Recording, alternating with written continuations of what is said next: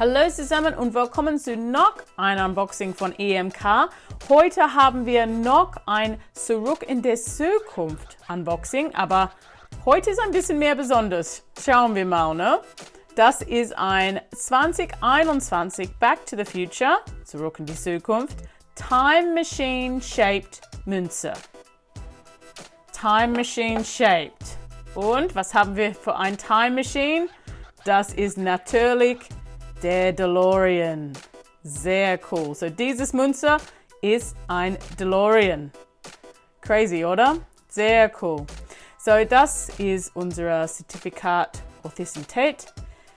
Hier drin haben wir ein bisschen mehr Info über den Film Zurück in die Zukunft und ein bisschen mehr Info über der Münze. Das ist ein 3x9 Silbermünze, 2 Unz, Antik mit Farbe. So, das hat alles hier drin. Und der Auflage ist 888 und heute haben wir 842.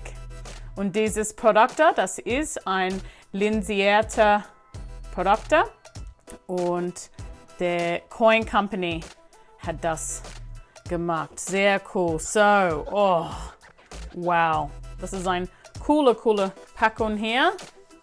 Dieses Perspex.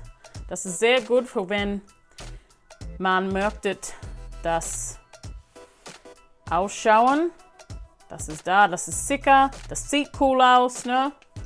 Und der Münze ist da drin.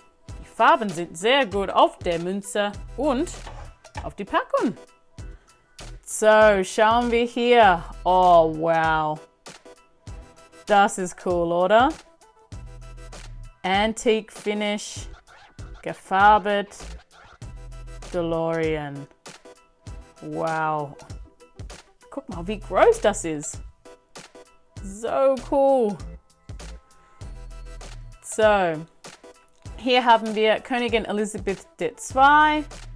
Das ist $5 für Nui geprägt. Und oh, das ist heftig. Mann, das ist bestimmt ein Kult-Klassiker. So, wenn jemand hier ist ein großer Zurück in die Zukunft-Fan. Sorry, Leute. Du musst dieses Münzen auch kaufen, ne? Nein, aber im Ernst, wenn jemand Lust hat auf diese Münze, dann wie immer, schau mal auf unserer Website.